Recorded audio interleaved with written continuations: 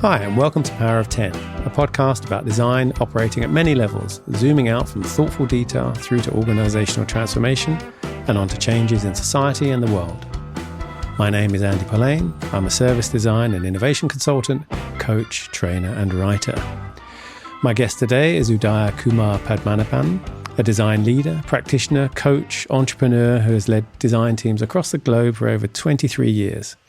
He currently leads design delivery and DesOps at Designit ASEAN and SAARC. Udhaya, welcome to Power of 10. Hey, thanks, Andy. It's a pleasure to be here. So my first question is ASEAN and SAARC.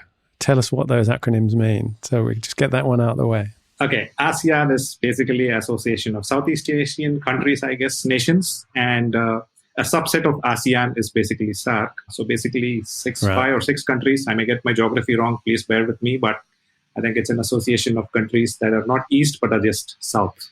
So net basically you start from India, Pakistan, Nepal, Sri Lanka, and Bhutan, and 5-6 countries, and then ASEAN. So that's SAARC. So it's a subset of ASEAN.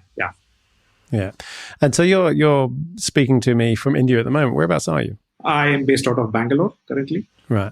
So here's the thing. You studied mathematics. So what was your journey as statistics and comp sci? You're a quant, right? So how did you end up in design? Did you just study the wrong thing? Because that's what that's what you were expected to do, or what? How did? I'm really interested about people who have those kind of windy journeys. So how did you go from that? What was the first thing that made you think, that design thing, and then get to where you are now, leading design teams? Yeah, I think what I'm going to say might sound like a canned story, because I have heard the same things being played back to me in all my interviews and all my networking things when I talk to people. But my story is based on a true story. So I've been told that from a very young age I had a lot of artistic inclination. Maybe it runs in my family, but yeah, I mean, I'm not talking about genetic predisposition or anything, but I think I was gifted. That's what my parents say. And I started sketching and doodling and doing a lot of stuff, self-learned. And I was super lucky to have parents who never flinched. They catered to all my whims and fancies. Back in the day, even getting, art material was tough. Right. Yeah, So I think I was good at art. I think I transitioned from art to design even without knowing it. So I would be lying if I say that, I was an accidental designer. No, I was always on the artistic side of things. I've won every single competition that I used to participate in right through school and college. And I used to sketch and paint and do a lot of stuff. I wish I can do that again, but I don't find time. But yeah, I think I seamlessly transitioned into design because I was doing creative stuff. And though I was very good at programming, I didn't enjoy programming during my grad. So it was one of my major subjects. I used to just do it because you got to write your exams, you have to pass, you have to score some good grades. But apart from that, programming never interested me. I did not want to spend the rest of my life sitting and coding on a black screen or a green screen, to be honest. So yeah, I think that was that. And but I still wanted to be in software and IT. My generation was the cusp where India was like booming with IT and a lot of Yeah. So I think it just happened. So that is how I got into design, and it's been 23 years, and I can't complain. Yeah. So I mean, because it is slightly the cliche, right? Obviously, of kind of like you said, around that time, India was kind of booming. Everyone's kind of moving into software engineering and all that sort of stuff. So I had it's also a cultural cliche of parents kind of saying, "Oh, come on, you should do this for a living." And so, but you still studied quant, and so was that a kind of anomaly then? So I guess I'm saying it because if it was me and just hearing you talk about, I used to sketch and doodle and stuff. And my father was a designer and an artist, so it was always almost the opposite thing. It was almost always there. Yes. What made you then? I don't think I could have stuck through 3 years of doing stats and mathematics. I couldn't have done it anyway because I'm not good enough. So what was going on there? Interesting question. Yeah, I think even without realizing, I think at a very early age, maybe that's because I grew up in such a scenario where you were actually asked to make decisions on your own. One of the reasons I probably took quant is not because I like quant or something. My parents just let it up to me. You want to do engineering, you do it. You want to do medicine, in fact, I actually topped all the entrance exams in India. It's a highly competitive sphere, and I actually literally made it to everything. But I didn't want to study 4 years and do engineering because my family, trust me, 80% of my family, as I speak, are engineers or ex-engineers. The cliche is not a cliche. I think in India, you either are a doctor or an engineer, or probably into finance. So I think maybe I grew up in a scenario, and my dad was a hardcore financial person, and he was an economist, having spent this time with World Bank and all of that. So I didn't want to do what my dad wanted to do. At the same time, I didn't want to do. Also a good thing, yeah. So long story short, I think it just happened. It just happened that I had because you're studying computer science, you have access to the labs, and you could spend almost an entire day in the lab, and you have access to software and all that. So I just stumbled onto the creative side of things, like Photoshop LE, Corel at its early days. I think I'm probably one of the relics who used to work on Photoshop LE on a monochrome monitor. I keep telling this to people. I've been there too. Yeah. I started on Photoshop 2, and I even might have been 1.5 on a Mac LC2 and in black and white. We'd had color monitors, but we had to do everything in black and white because we were saving it onto floppy disks, and color images were too big, right? Yeah, I can relate. I come from that, so you know how it was. So. yeah. I tell you what, I have an old laptop because I, a lot of you probably found too. A lot of the work you made back in those days, you can't view anymore. So I have an old laptop running Mac OS 8, I think, to still do that. And it had Photoshop. I opened it up ages ago, actually. It was a couple of years ago for a kind of reunion thing. Mm-hmm. And it had Photoshop 2.6 on it. And of course, it's got that kind of 8-bit interface, just very black and white.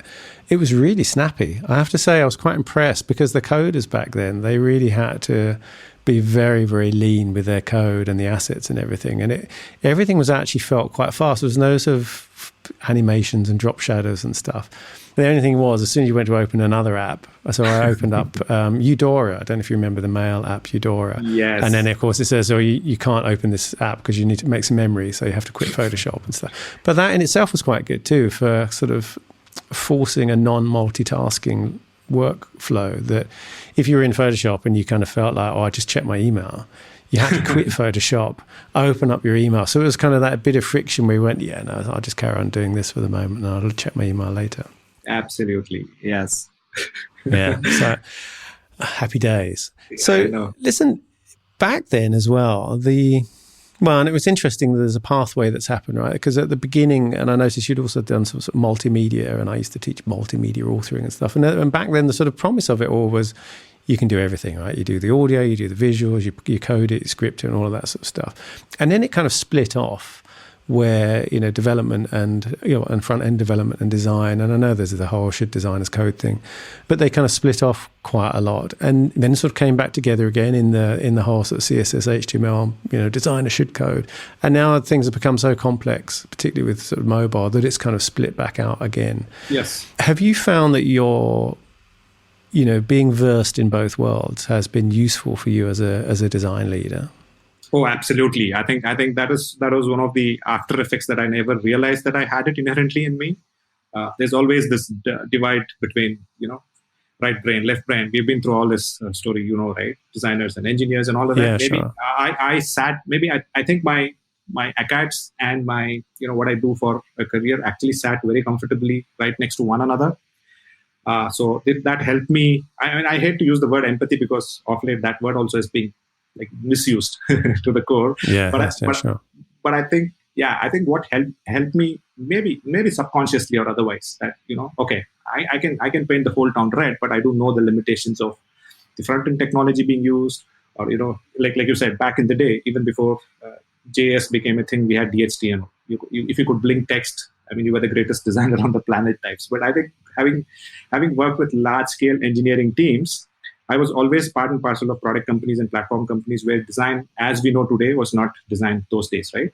You were part of a larger engineering team or a product, and I have been a product manager more than a designer during one stage of my career. So I think it definitely helps to know the limitations of the technology that you're designing for, and sometimes it also helps you in terms of doing diligence.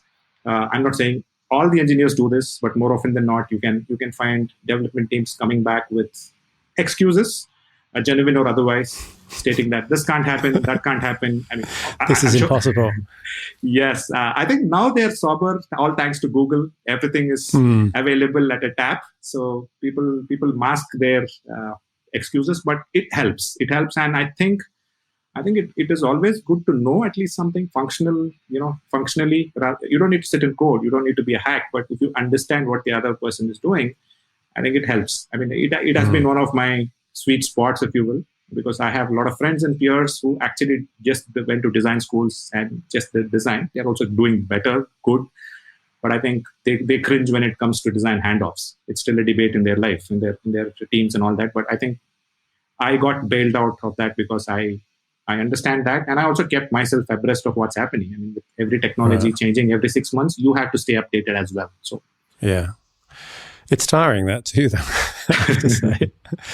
But that sort of brings us, the handoffs thing brings us nicely onto design ops, actually, I guess, and design delivery, because that's a really crucial part of it. So how do you practice design ops at Designit? What's kind of fundamental to the way you think about it and how you set it up? I think there's been there's been a lot of talk about DesOps and a lot of, Maloof. Dave talks a lot about it, and there's a lot of people. Yeah, sure. So in my mind, I think it was a natural progression. I started off as a visual design guy. I moved to interaction design, and then moved up the leadership chain, did my own companies. Then, basically what do you do next in design, right? So I think it was a natural progression for me. I generally tell people when they ask what is DesOps, now they're talking about DesOps. Basically, it's like add an ops to everything, and we are in that situation. Yeah. So I generally tell people add experience to everything as well, right? Yes. So I tell people that DesOps, in simple layman's term, is basically you enable and you facilitate designers to do what they do best to solve problems, business problems. And how do you do that? There's a plethora of things, right? I mean, you figure out the right person for the right, activity. You ensure that they get what they need to get at the right time, right place, and create a conducive environment for them to deliver stuff. Sit at the intersection of what your client wants, what the technology says you can do and you can't do. Also, I might differ from the other DesOps, fellow tribesmen, in the sense that I think it's not just facilitating them and running a well-oiled engine and winning awards and doing stuff, but also showing the way ahead, at least showing them a direction that designers can actually pick up. I think more so in India, I think that's completely amiss. I mean, everybody thinks that I can join a company, I can join one of these heavily funded startups, unicorns. People become vice presidents of design with 6 years of experience. Nothing wrong in it, but I think people lose track of what they need to do at certain point in time. So I think one of the most fundamental things, I think my role also, the role that I play in Designit, and I think I'm doing a good job at it, is identify certain amazing skills that people bring to the table, mentor them, and ensure that they sharpen their knives and probably go. I hate to talk about T-shaped and I-shaped, but basically help them experience some certain things, practice certain things, and figure out what is it that they want to do next. Because more often than not, a lot of companies don't bring that to the table. So I think it's a mix of getting work delivered, getting them engaged, ensuring that they do a lot of stuff, and also showing them the way forward. So I don't know if it answered your question, but I think that's the kind of DesOps lens that I see my world through, and I think I've been successful so far. So I mean, you touched on the Indian scene, and a lot of the voices we hear on on podcasts and online and everywhere else is from America and Europe, and when I was in Australia, obviously in Australia too. Mm-hmm. You've also worked in different parts of the world, and you've got this role that covers pretty good chunk of the ASEAN and SAARC is probably like a third of the land mass, I should imagine, of the world. So, what have you experienced that's kind of different in India, and India's also a massive place, right? So is there a sense of a kind of Indian design scene or an Indian way of doing things? Is there a sense that client culture in India is very different from some other places in the world? I'd be really interested to hear your thoughts about that and your experiences. Oh, yeah. Interesting question. The overwhelming answer to all of the things that you asked is actually yes. It's slightly different. Okay. Next question. Yeah, great. So I think significant progressions in design basically has been embraced from the West, whether we like it or not. Yeah. I think there's always this developed economies and developing economies and all of that. Yeah. I think that's economics also plays a role. Economic strata plays a role, but I think India, I keep telling this very, very often, and we are so diverse and so we're so diverse that probably we are a different country every 200 kilometers, right?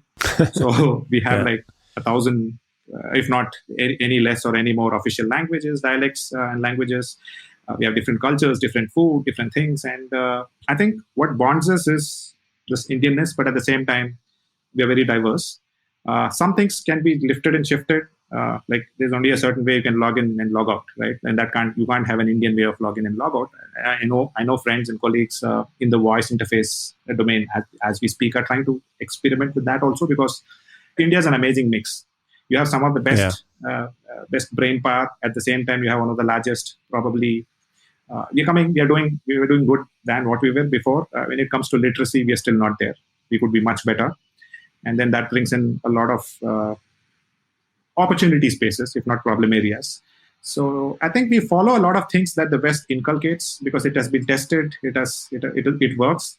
We adopt and adapt, but some of the things get Indianized. I mean, there are like multiple, incidences in my life, in my professional life, like healthcare, right? I mean, we always say that if something works, but yeah, I was personally involved in a couple of projects where we actually went with certain premonitions and assumptions that this is what needs to happen because it works in the westernized world, and you guys have one of the best medical fraternity in the world and government supports and all that. But when we went to the field, it turned out it was completely different. So one of the programs that I was part of was basically to so like I said, India is like such a large country with so much of population. We have some healthcare people. We have health.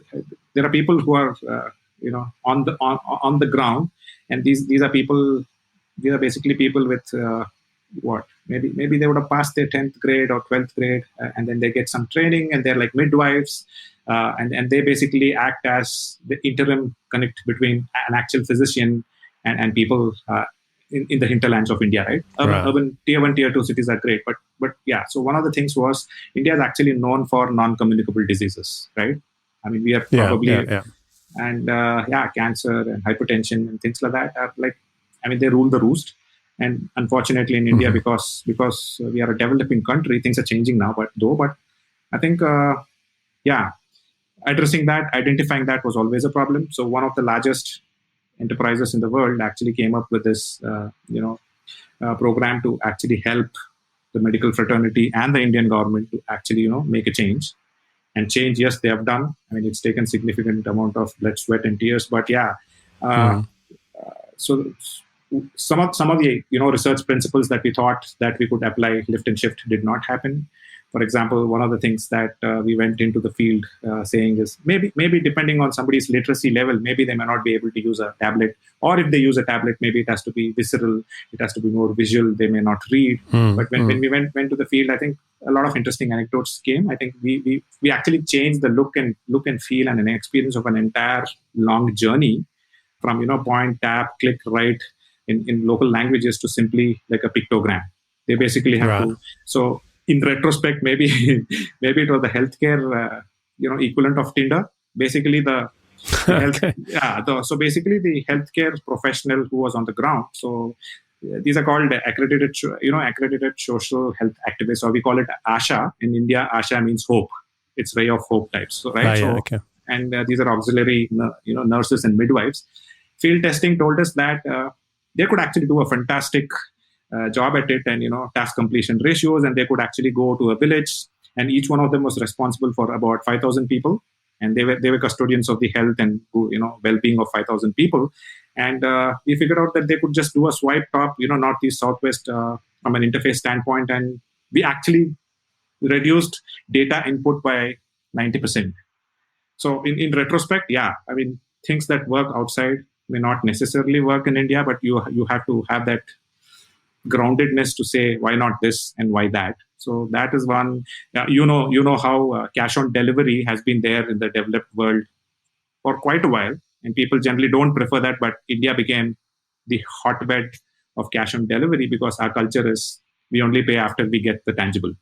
As we speak, things are changing, but I think e-commerce like Flipkart. I'm sure you would have heard about Flipkart. It's a multi-billion-dollar company, and India is the hotbed of e-commerce not just because of the consumption model or the consumers, but also because of very subtle nuances like cash on delivery. People still use electronic wallets and pay through cards, but even today, a significant amount of transactions in India happen through cash on delivery. So nobody would have actually taken a $10 bet that what worked in Europe or Australasia, developed side will work in India. So there are funny anecdotes in India, and you have to customize. So that's it's slightly different, and people need to identify that it's different. It's okay to get, what do you say?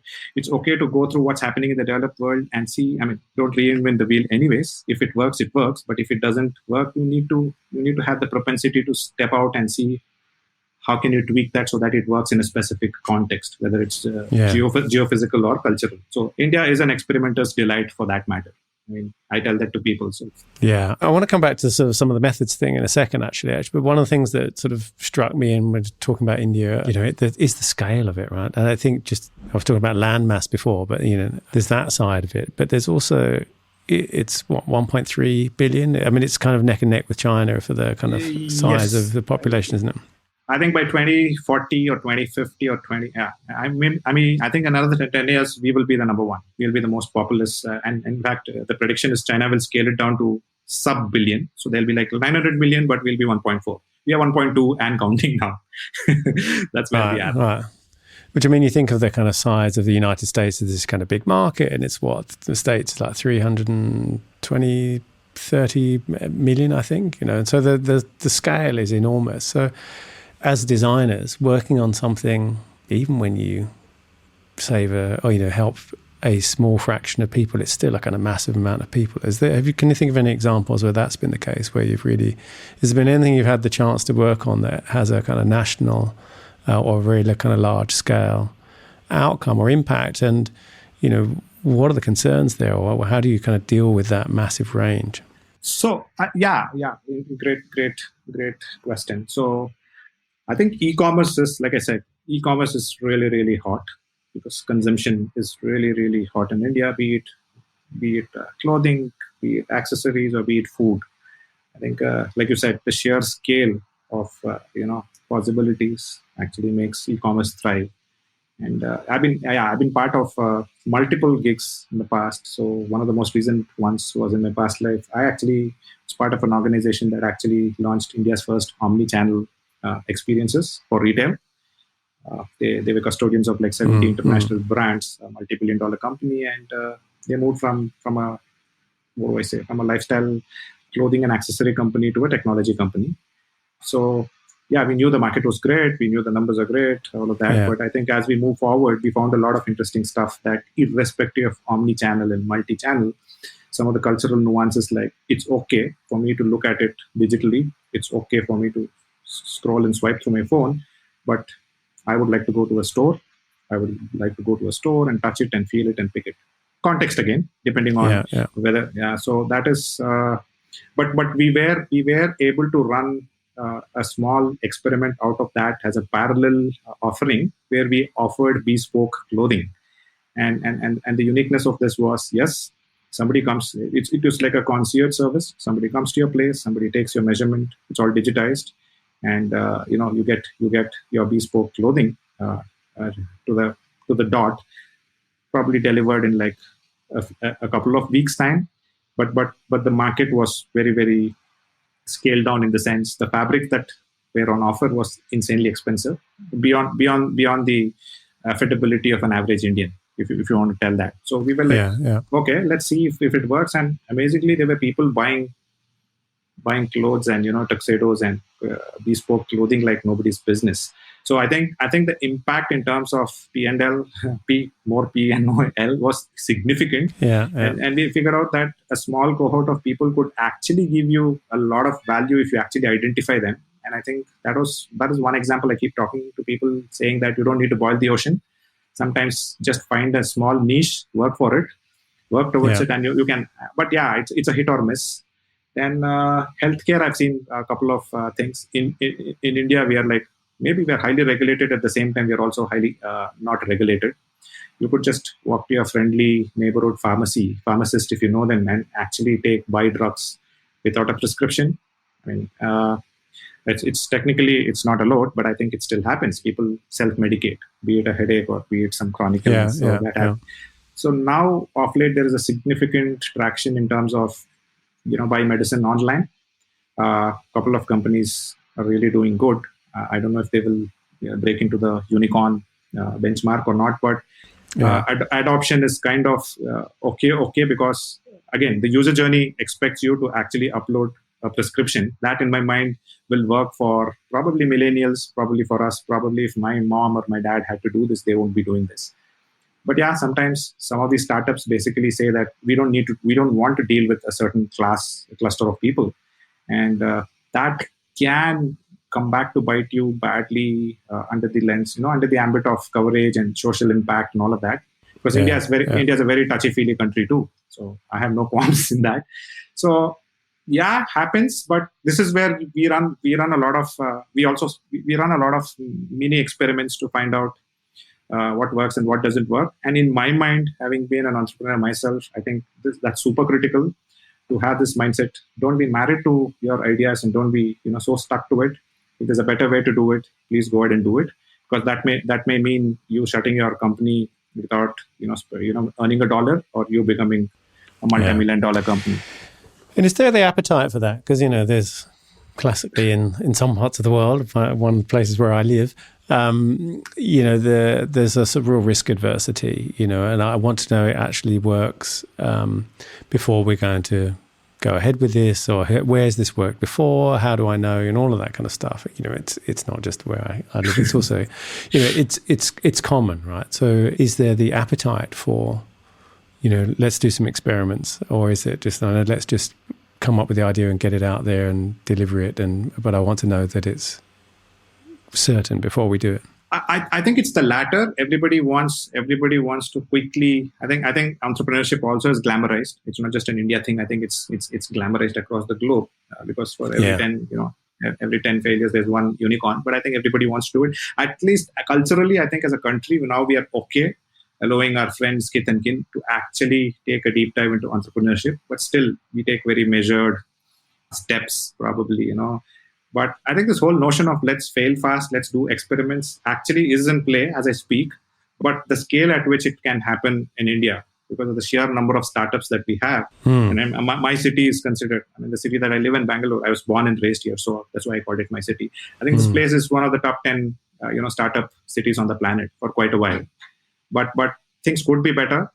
Because not everybody can talk to the top 10 VCs and raise capital. Not everybody can do it. But conceptually, all of the entrepreneurs that I know of, friends who are running firms who have been successful, friends who are trying to do it, mentors, mentees, all of them, they understand the importance of it.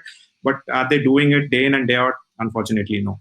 For obvious reasons. So still massive scale though, as well with those things. An experiment with 1% of the population is 13 million, right? It's unbelievable. It's kind of, so talking about we're talking about human-centered design methods and a lot of the stuff that you've brought in from the West, I guess, or the developed countries. Some of those things don't always work in other cultures, so one of the things I certainly learned spending, and I don't want to kind of just lump Asia in as kind of like it's just one culture in one country, and it's more or less in different countries in Asia, which is things about co-design workshops, which tend to favor cultures where extroversion is a admired trait and where challenging hierarchy is fine and so on and so forth.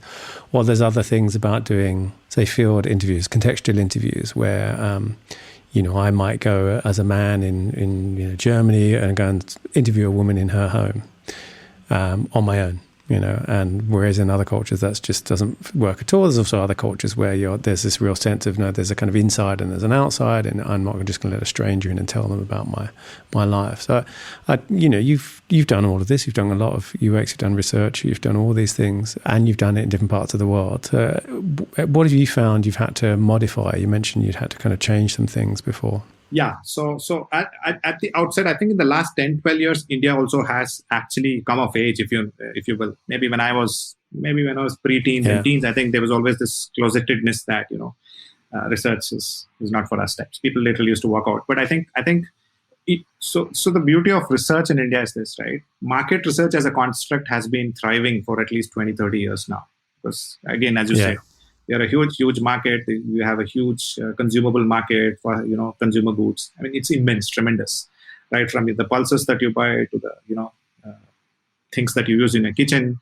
So basically, there's market research that's been happening, and there are quite a few agencies, worth their gold, and some of them are legendary in India. So people are okay. People are aware of the fact that maybe there's a researcher. Maybe Andy is coming from Germany. He's representing. I'm just making this up. Maybe he's coming from Bosch. And they're trying to figure out. In designing and testing a new filter coffee maker, right? I mean, India is big on coffee and filter coffee perfectly. Andy comes and people are okay. They're very welcoming. They will let you in their house. They will definitely talk to you. You can do all of those in situ ethnographic studies, but the precursor part is a little tough. You need to know people. You need to actually go and sell the construct that somebody is coming and somebody is going to do this research and all that. Whereas my experience outside of India has been pretty seamless, right? We call up an agency and we say this is what we want. So in India, that things are changing. I know of at least one or two agencies which actually do this and they deliver the goods. But then again, like I said, there's always this disparity between cost and price, value, right? More often than not, we always want the maximum value at the least cost. As it's cultural and not anything else. But I think research, yes, you can get in, you can talk to people, but some people that invite you over definitely are probably you'll probably make one or two friends for life. Most recently, we did similar stuff for a very large consumer product company, and they let us in. We spoke to them. We figured out a lot of stuff, and then there was other similar research that we did to figure out the propensity of Indians to consume a certain type of oil. Very interesting stuff that we got to know, and we learn a lot of adjacent things. But I think the fact that India is kind of a different country is absolutely right. But people are people. There's some horizontal that binds all of us together, I think, behaviorally. So people are welcoming. People will tell you, but maybe the way, cultural nuances of the way you ask certain things, the way you prompt certain things, that has to be orchestrated and choreographed. That's the subtle but critical part. Otherwise, on surface, it looks the same. So you'll have to fine-tune that. I mean, that's always the most dangerous thing. I even learned that going to Australia. Actually, it took me I reckon about 2 years of living in Australia before I kind of really got the sense of, hang on, there's different set of cultural values and people have grown up in a different way. When it looks the same, or it seems the same, but it's on the surface, but isn't, that's where you kind of get tripped up. Absolutely. Hey, so look, you've talked about you don't get good design for nothing. Now, there's an obvious reading of that, but what do you mean by that? I think as we speak, there are like, I mean, I take pride in the fact that I am part of an agency that's always considered as one of the top 10 strategic, design agencies on the planet. You spent a tremendous amount of time in a similar, agency in the past. But I think there's always this disconnect between what you pay and what you want. Not from we practitioners or not. I mean, I think this is. I think a couple of my economist friends actually say that, the rest of the world has actually moved ahead, actually communicating the value to cost, price to value and value to cost and all of that. But I think design is still such an intangible that, maybe if I'm a Fortune 500 company or if I'm the top 100 companies in India, maybe it's part of my, agenda that I engage with one of the top XN agencies and I get stuff done, because I think social proof also plays a significant role. Definitely Asian. I think it's a worldwide phenomena, but I think back here it's more. I got this done from the guy who designed the latest thing for NASA. I mean, that holds water than this is done by a guy who's from a tier 2 city, but he's solving a problem at scale. So sometimes it's luck more often than not. But I think this is a universal thing that I've noticed. It's not an Indian thing. I think irrespective of you being Fortune 100, Fortune 500, I think people would want, tell me who doesn't want an extra thing for bang for the buck. But in design, I think, and I think in design, the expectation is way too much. And I've started to realize, I also have gone through the churn and motion. Initially, the exuberance of youth, those early days when you're a rock star designer and you were making, big name, you're like, these guys don't get it. But in fact, in retrospect, I think they get their stuff. It is we guys who don't get it. We simply go there and say that you guys don't know the value of design. Like we all know this, right? Design never had a seat at the table. Now we have the table. Yeah. Now in the last 5 years, we have the table. Forget the seat. But have we seen the exponential differences, changes we expect? No, not really. So you don't get good design for nothing. Basically, is because two things, axioms. One is people trivialize design if you actually deliver the goods for free or almost free. I have literally experienced this myself where people, I mean, some of them have shocked saying, he just did this in 3 days. I don't know if that was so complex, because time is what they look at it. And then I realized that, okay, if you don't put a premium to what you do, this is what it gets commoditized. And my worry is that design has already been commoditized. And then on top of it, we have a lot of other magic happening, right? Like you spoke about co-creation workshops. I think these are fantastic, beautiful tools in our tool set. But I think there's a lot of misuse also that happens. That, okay, any problem? You want to solve the world hunger problem? Yeah, let's do a 3-day workshop and voila. So I have, I mean, anecdotal, but unfortunately, it happens. So it gives it gives us practitioners a bad name. But at the same time, I think the business world also is an audience to all of these anecdotes, and I think they have their own premonitions or they have their own perceptions, and okay, let's get a designer into the room and let's pay some. So what the other global phenomena that I've seen is like hey Udhay, what? Yeah, we know that design is the most important. We have a mandate. We are design led. We are this. We are that. But hey, what? Here's $5. Please solve my $500 problem, and hey, I'll promise you $5,000 down the lane. Show me. Yeah. So this is what happens. That's what a lot of my students used to face when they were kind of first leaving uni. Was I've got this, and they'd write to me or I'd talk to me. And so I've got this thing, and this guy's saying, he doesn't have any money now, but when he does, then he's, I was like, when you don't have any money, you go and eat, pot noodle or in McDonald's. When you've got a lot of money, do you go and eat loads of McDonald's and loads of pot noodles? No, you go somewhere else, right? So, that stuff never happens. And the thing is that design is very ubiquitous, right? And I think a lot of people don't really understand that everything around them has been designed by someone and feel like it just pops into existence.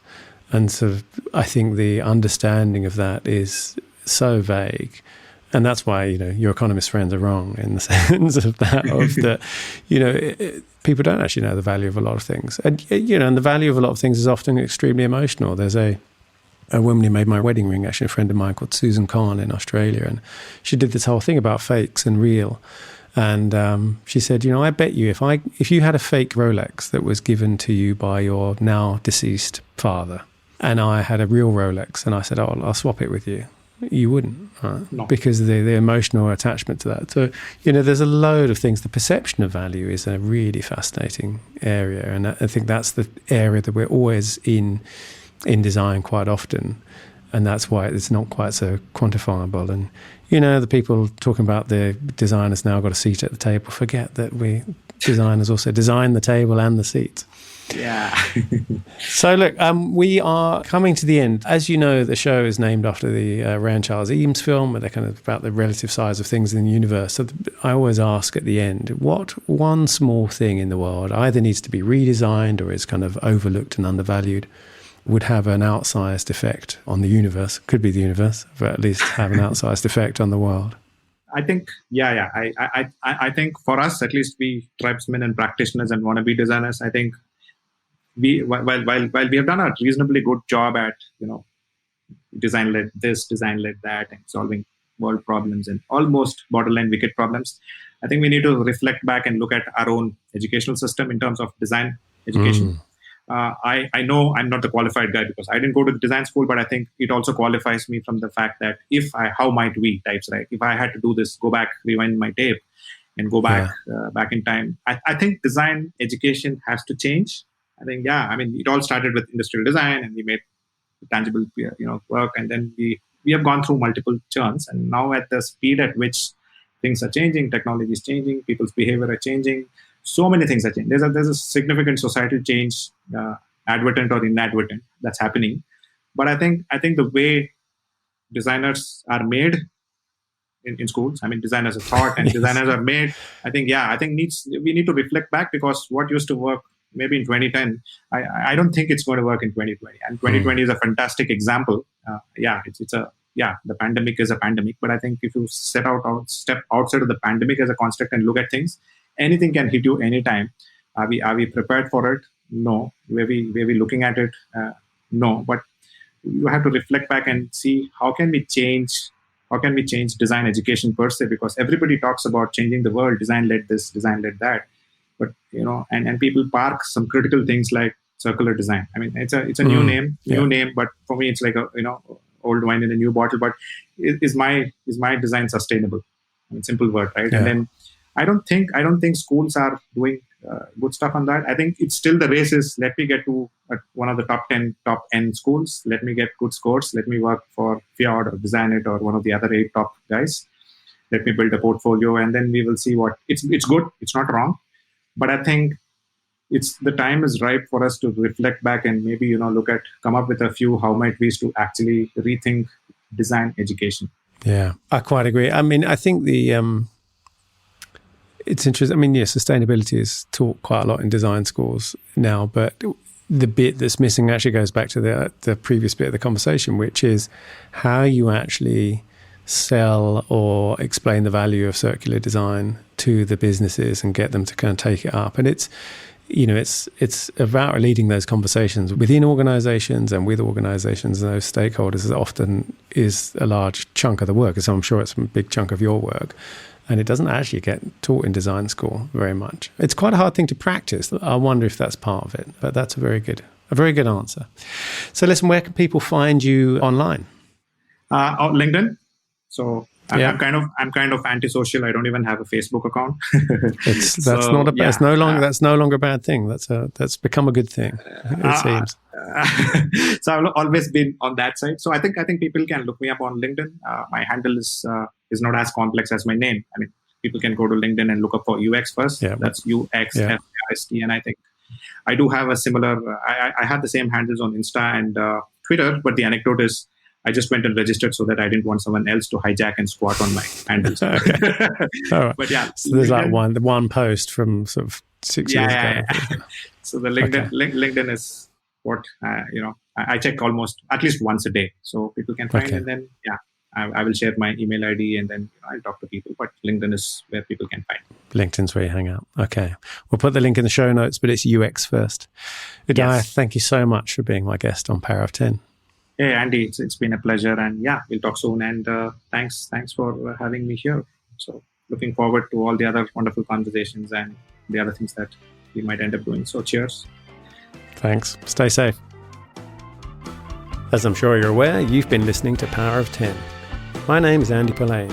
You can find me at Polaine on Twitter or Polaine.com, where you can find more episodes and sign up for my newsletter, Doctor's Note.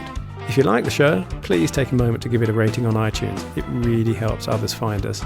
And as always, get in touch if you have any comments, feedback or suggestions for guests. All the links are in the show notes. Thanks for listening and see you next time.